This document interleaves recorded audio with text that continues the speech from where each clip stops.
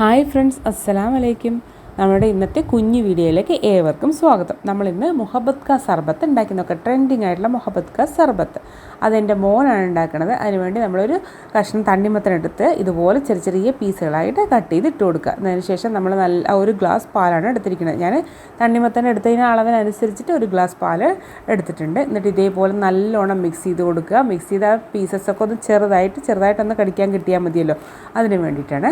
എന്നതിന് ശേഷം rose essence അത് നിങ്ങൾക്ക് ഉണ്ടെങ്കിൽ ഒഴിച്ചാൽ മതി, അത് ഓപ്ഷണലാണ്. അത് ഒഴിച്ചു കൊടുത്ത് നന്നായി മിക്സ് ചെയ്ത് കൊടുക്കുക.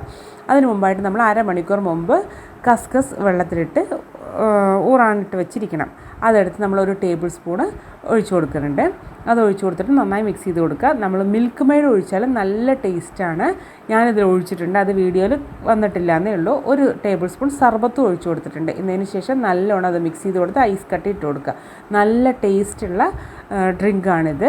ഈ ചൂടിന് ഏറ്റവും ഉത്തമമായിട്ടുള്ളതാണ്. എല്ലാവർക്കും അറിയുമായിരിക്കും. അറിയാത്തവർ ഇത് കണ്ടിട്ടൊന്ന് ഉണ്ടാക്കി നോക്കുക.